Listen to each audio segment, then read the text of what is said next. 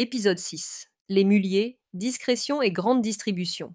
Bienvenue dans Destin de fortune, le podcast qui explore les parcours fascinants et méconnus des grands acteurs de l'économie. Je suis Caroline Bonneau, fondatrice du cabinet Arturo Wealth Management et de la chaîne YouTube Caro Gestion Privée, dédiée à l'univers du patrimoine, de l'investissement et du succès entrepreneurial. Aujourd'hui, pour ce 6e épisode, nous nous penchons sur la famille Mullier, une dynastie française puissante et incroyablement riche, mais d'une discrétion étonnante. Imaginez une famille qui possède plus de 130 enseignes, Auchan, Boulanger, Decathlon, Leroy Merlin, Kiabi, Flunch, et représente environ 10% du commerce français. Et pourtant, qui soupçonne qu'ils détiennent une telle puissance économique? Nous retracerons leurs origines modestes, la création du premier Auchan par Gérard Mullier, l'expansion fulgurante de leur empire dans la grande distribution, le rôle central de l'association familiale Mullier, AFM, pour gouverner le groupe, ainsi que leur philosophie de vie et de transmission ultra-familiale. Avant de commencer, je vous invite à découvrir ma chaîne Caro Gestion Privée, où j'analyse en détail des stratégies d'investissement et de gestion de patrimoine. Abonnez-vous pour ne rien manquer de nos conseils et analyses pratiques, c'est gratuit et cela me soutient beaucoup. Passons maintenant aux origines de la famille Mullier. Pour comprendre l'empire Mullier, il faut retourner dans le nord de la France, près de Roubaix. L'histoire entrepreneuriale de cette famille commence au début du XXe siècle avec une petite filature de laine près de Roubaix. En 1923, Louis Mullier, le patriarche, fonde les Fils de Louis Mullier, une filature à Wattrelos. Il aura 11 enfants, qui perpétueront chacun à leur manière la tradition industrielle familiale. Parmi ses fils, Gérard Mullier, 1906-1989, le père du futur fondateur d'Auchan, relance l'aventure familiale. En 1943, il ouvre à Poitiers un magasin de fils textiles nommé Les Textiles d'Art, rebaptisé rapidement Au Fil d'Art. Entre 1945 et 1950, l'entreprise se développe, combinant fabrication et distribution, et atteint 1400 salariés en 1950. En 1956, c'est la création de la première franchise Fil d'Art dans le Nord, un réseau de magasins de laine à tricoter. Ce parcours jette les bases de la grande distribution familiale. La famille Mullier regroupe aussi de nombreux entrepreneurs. Patrick Mullier, frère de Gérard, créateur de Kiabi, sa cousine par alliance Michel Leclerc, fondateur de Decathlon, et même Francky Mullier, d'une branche secondaire, fondateur de Kiloutou. Ces exemples montrent que les Mullier se sont multipliés en piliers de la distribution, chacun apportant une nouvelle enseigne. Cette famille est profondément enracinée dans la culture catholique et ouvrière du Nord. Elle aime souligner ses valeurs d'humilité et de solidarité. Un reportage récent les décrit comme une famille chrétienne du Nord multimillionnaire, attachée au travail et au secret. Leur fortune professionnelle est aujourd'hui l'une des plus grandes de France, estimée à 26 milliards d'euros, mais elle est née dans les filatures locales. L'ambition était de construire patiemment un patrimoine collectif, sans faire de vagues. Création d'Auchan par Gérard Mullier. L'acte fondateur de la dynastie Mullier reste l'ouverture du tout premier magasin Auchan. À 29 ans, Gérard Mullier, inspiré par les concepts de grands magasins découverts lors d'un voyage aux États-Unis, décide de transposer l'idée en France. Le 6 juillet 1961, il inaugure à Ronques, près de Roubaix, le premier magasin Auchan. L'anecdote est révélatrice. Il installe ce magasin dans une ancienne usine désaffectée de Fil d'Art, l'entreprise de son père, sans même obtenir de permis de construire. Le bâtiment fait 600 mètres carrés et est situé dans le quartier populaire des Hauts-Champs de Roubaix. Ce geste audacieux marque la naissance d'une nouvelle forme de commerce en France. Auchan est alors un hypermarché discount, importé du concept américain, où l'on trouve une large gamme de produits à bas prix. À peine le magasin ouvert, Gérard Mullier revoit ses méthodes. Il minimise les frais de personnel et les marges, afin de faire venir le plus de clients possible. Très vite, le public adhère, et dans les années 1960 à 1970, de nouveaux Auchan voient le jour. Cette période fait d'Auchan un acteur majeur de la grande distribution en France. Derrière ce succès, l'esprit Mullier transparaît. Même le travail au magasin reste empreint d'humilité. Par exemple, un jeune de la famille, Michel Leclerc, qui deviendra plus tard l'homme clé de Decathlon, est engagé comme simple boucher dans le premier Auchan. Une tante s'en indigne alors dans une lettre. Comment pouvez-vous accepter que votre fils Michel travaille comme garçon boucher à la solde des muliers? Michel a 22 ans à l'époque et abandonne en 1962 ses études d'ingénieur pour rester dans l'entreprise familiale. Cette anecdote montre qu'aucun poste n'était considéré comme déshonorant dans l'échelle Mullier. Au fil du temps, Gérard Mullier transforme Auchan en une chaîne de premier plan. Il applique une gestion très frugale. Pas d'emprunt extérieur, pas d'expansion risquée. Les Mullier conservent la propriété complète de leur société, ils sont hostiles à l'appel au financement extérieur et évitent la bourse. En 1996, Gérard Mullier cède sa place à son neveu Vianney, son fils étant sur une autre branche familiale, assurant ainsi la continuité du projet familial. En résumé, la création d'Auchan est l'étincelle qui met le feu aux poudres. Elle montre la vision audacieuse de Gérard Mullier et lance la grande distribution à la Mullier. Expansion et diversification, Decathlon, Leroy Merlin, Kiabi. Les Mullier n'ont pas conservé Auchan comme seul cheval de course. Dès les années 1970, ils ont multiplié les enseignes dans tous les secteurs de la consommation. En 1970, Noroto voit le jour. Lancé par Éric Derville, mari de Jeannette Mullier, c'est un réseau de centres d'entretien automobile, pneus, mécaniques. L'objectif était de capter le marché automobile grand public, et Noroto deviendra plus tard le cœur du groupe Mobivia. En 1971, deux nouvelles marques naissent dans les galeries commerciales Auchan. Flunch, premier restaurant d'entreprise pour faire déjeuner les clients restés à table, et Pimki, une boutique de prêt-à-porter féminin lancée à Lille par la filiale Fildar. Pimki se spécialisera dans la mode à petit prix et deviendra indépendante en 1974. Parallèlement, déjà en 1963, un cousin Mullier, Gonzague Mullier, créait Saint-Maclou, un réseau de vente de moquettes. La fin des années 1970 voit plusieurs tournants majeurs. En 1976, Michel Leclerc, alors responsable des achats pour 5000 salariés d'Auchan, décide, après un voyage aux États-Unis, de créer sa propre enseigne de sport.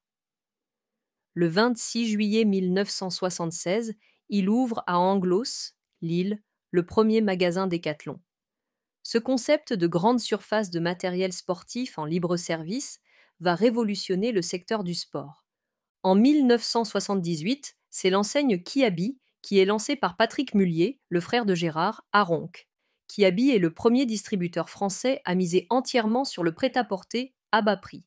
Et toujours sous couvert de l'AFM, la famille investit 1979 dans Leroy Merlin, bricolage, dont elle prend le contrôle en 1981. En 1983, l'AFM entre à son tour dans le capital de Boulanger, électroménager et multimédia, puis en prend le contrôle complet en 1986.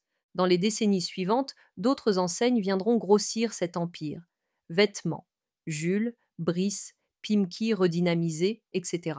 Ameublement, Alinéa, alors en difficulté, électroménager, Darty en partie détenu, bricolage, Adéo, Auchan, et même la formation, toujours autour de Noroto. Au total, l'empire Mullier couvre aujourd'hui un éventail impressionnant de 130 marques dans l'alimentaire, le sport, la mode, la maison et les services. Cette diversification a été la clé du succès Mullier. Un secteur déficient pouvait être compensé par un autre florissant. Les Mullier ont aussi capitalisé sur les synergies internes. Par exemple, Auchan vend les produits Decathlon dans ses rayons, les hyper hébergent parfois un Leroy Merlin et la foncière Cetrus, ex-Imauchan, gère les terrains des centres commerciaux communs. Si ces stratégies de diversification vous passionnent, retrouvez-en plus sur ma chaîne YouTube Caro Gestion Privée. Je partage régulièrement des analyses sur des success stories entrepreneuriales et des conseils d'investissement. Abonnez-vous gratuitement pour ne rien manquer de nos contenus sur le patrimoine et la finance personnelle. AFM, l'association familiale Mullier. Tous ces actifs d'envergure sont détenus par une structure particulière, l'association familiale Mullier, AFM. Créée en 1955 par la génération précédente, C'est un groupement d'intérêts économiques qui regroupe les intérêts financiers de la famille Mullier, originaire du Nord. En pratique, l'AFM est un pacte d'actionnaires unique en son genre, qui détient les participations dans toutes les enseignes créées par la famille. Au total, environ 1550 membres familiaux, au dernier recensement, font partie de ce pacte. La devise de l'AFM est exemplaire. Les bénéfices connus égalent les bénéfices perdus. Cela signifie que si un membre divulgue un secret de l'entreprise, il perd immédiatement ses droits sur les profits. Ce principe reflète l'esprit de solidarité. Tous les actionnaires doivent rester unis, sans jalousie d'argent entre eux. Les règles de l'AFM sont très strictes. Par exemple, un divorce peut entraîner l'exclusion d'un membre de l'association car, au prix d'éviction, les Mullier s'assurent que les affaires restent en famille. De même, les héritiers doivent souvent racheter les parts de leurs frères ou cousins s'ils veulent élargir leur part du gâteau familial. Toutes ces précautions visent à empêcher l'éclatement du patrimoine. Chaque année, l'AFM organise une grande assemblée générale qui ressemble plus à une réunion de famille qu'à une AG classique. On dit que ces réunions ont des allures de grande cousinade. Chaque dirigeant de chaîne, Auchan, Decathlon, etc., présente ses résultats devant les membres, comme dans un bilan familial. Ce mode de gouvernance permet à la famille entière de voir concrètement la performance du groupe. Au sommet, un président élu chapeaute l'AFM. Depuis 2014, c'est Barthélémy Guillain, 50 ans, qui a été reconduit en mai 2024 pour un troisième mandat. L'AFM fonctionne ainsi un peu comme un fonds d'investissement familial. Elle gère les participations sans faire appel public à la bourse. Les Mullier restent propriétaires de toute leur société, car ils privilégient une vision patrimoniale et refusent d'ouvrir leur capital. En résumé, l'AFM est l'épine dorsale de l'empire Mullier. C'est grâce à cette structure familiale unie que la famille a pu supporter la croissance et assurer la transmission de génération en génération. Discrétion et transmission familiale. L'une des caractéristiques les plus célèbres de la famille Mullier est sa discrétion légendaire. Dès le début, ils ont appliqué un proverbe français « vivre heureux, vivre caché ». Les Mullier détestent l'exposition médiatique. Comme l'a résumé un enquêteur, rien ne leur déplaît davantage que de prendre la lumière. Concrètement, cela se traduit par une grande humilité publique. Les dirigeants Mullier ne s'affichent pas en costume clinquant ni en voiture de luxe. On raconte même que Gérard Mullier roulait en 2CV pendant des années et portait des vêtements démodés. L'accent est toujours mis sur l'entreprise, pas sur la personne. Leur philosophie est aussi symbolisée par un autre adage. Le bruit ne fait pas de bien, le bien ne fait pas de bruit. Cette attitude s'applique jusque dans la gestion fiscale et légale. Certains Mullier, comme Patrick Mullier, fondateur de Kiabi, se sont installés en Belgique pour optimiser leur fiscalité. D'ailleurs, le voisinage belge évoque souvent le boulevard des Mulliers, à Néchin. Plusieurs cousins y vivent à la frontière, chacun dans une villa cossue. Cela illustre une forme de discrétion stratégique. Ils protègent une grande partie de leur fortune tout en restant relativement invisibles en France. Pour autant, il existe des exceptions qui montrent le contraste. Francky Mullier, fondateur de Kiloutou, a été surnommé le vilain petit canard de la famille. Contrairement aux autres, il n'hésitait pas à afficher ostensiblement son style de vie, voitures sportives, apparitions médiatiques pour Kiloutou, etc. Cette anecdote démontre qu'il n'y avait pas de dogme monolithique, mais qu'il régnait un consensus sur la discrétion. Sur le plan de la transmission, les Mullier ont institué des règles de partage du pouvoir. Gérard Mullier lui-même a transmis son empire non pas à son fils, mais à son neveu, Vianney, en 2006, après l'avoir formé en interne. De manière générale, la famille valorise la qualification. Les jeunes Mullier doivent souvent passer par des stages et des promotions internes dans les enseignes avant d'accéder aux plus hauts postes. C'est ainsi qu'on maintient la culture d'entreprise tout en restant en famille. Autant dire que la consigne « vivre caché » guide au quotidien le comportement des Mullier. Cette discrétion totale, tant en apparence qu'en affaires, est l'une des clés de leur cohésion et de leur image. Anecdote marquante. Pour illustrer tout cela, racontons encore quelques anecdotes captivantes. Humilité exemplaire dans le premier Auchan. Dans ce tout premier magasin Auchan, on trouvait en 1961 un tout jeune Michel Leclerc, 23 ans, travaillant comme simple boucher. Ce jeune homme deviendra plus tard le créateur de Décathlon. À l'époque, une tante de la famille écrivit à ses parents: Comment pouvez-vous accepter que votre fils Michel travaille comme garçon boucher à la solde des Mulliers? Cette lettre est restée célèbre. Elle montre bien que, chez les Mulliers, chaque travail a de la valeur et que nul n'était au-dessus des autres. Michel décida de rester dans l'entreprise familiale plutôt que de reprendre ses études, jetant ainsi les bases de sa future réussite. Vivons cachés. Les Mulliers le répètent trop souvent. Pour vivre heureux, vivons cachés. Cette expression proverbiale guide leur comportement au quotidien. L'idée est simple. On réussit mieux sans se vanter, ni attirer l'attention, au point qu'ils sont pour ainsi dire intouchables dans les médias. On ne trouve presque aucune interview de membres de la famille, même pas du fondateur Gérard Mullier. Cette anecdote culturelle, un proverbe breton devenu mot d'ordre, résume tout leur état d'esprit. Le vilain petit canard, Francky. Parmi la cohorte de Mulliers discrets, Francky Mullier a fait figure d'exception. Fondateur de Kiloutou, location de matériel de chantier, il a été surnommé le vilain petit canard, parce qu'il n'hésitait pas à afficher son succès. Là où ses cousins optaient tôt pour la frugalité, lui a roulé en Ferrari et donné des interviews flamboyantes.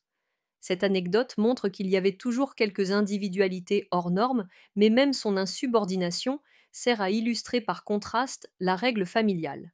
La discrétion reste la norme pour le reste du clan. Chaque anecdote, qu'elle fasse sourire ou qu'elle surprenne, dévoile un pan de la réalité Mullier. Derrière chaque hypermarché, chaque enseigne, il y a des personnes bien réelles avec leur histoire, et souvent le sens de l'humain. Ces histoires vous plaisent? Retrouvez-en beaucoup plus sur ma chaîne Caro Gestion Privée. Sur YouTube, je décrypte d'autres parcours entrepreneuriaux et je donne des clés pour bien investir. Abonnez-vous, partagez et activez la cloche pour ne rien manquer de nos prochains épisodes et analyses. La gestion de patrimoine n'aura plus de secret pour vous. Enseignement clé pour les auditeurs. Que retenir de cette saga pour nous, auditeurs investis ou étudiants en finance? Voici quelques enseignements clés. Diversifier sans s'éparpiller. Les Mulliers ont bâti leur empire en multipliant les secteurs alimentaire, sport, bricolage, mode. Cela leur a permis de limiter les risques. Un affaiblissement de l'hyper numéro 1, Auchan, pouvait être compensé par la force d'un autre, Décathlon, Leroy Merlin, etc. Leçon. Ne mettez pas tous vos œufs dans le même panier, tout en privilégiant quelques domaines complémentaires, où vous pouvez maîtriser un réseau ou un savoir-faire. Pensez long terme, les Mulliers ne courent pas après le gain immédiat. L'AFM réinvestit très largement ses bénéfices dans la croissance, nouvelles enseignes, rachats de concurrents, plutôt que de distribuer tout l'argent au premier venu. C'est une vision patrimoniale, construire un capital sur plusieurs générations. Leçon. En placement, ayez une approche fondée sur la durée. Acceptez de réinvestir les dividendes et de mettre en place une stratégie avec plusieurs années d'avance. Importance de la gouvernance familiale. La réussite Mullier tient beaucoup à leurs règles internes claires et équitables, notamment la règle d'unité sur les bénéfices.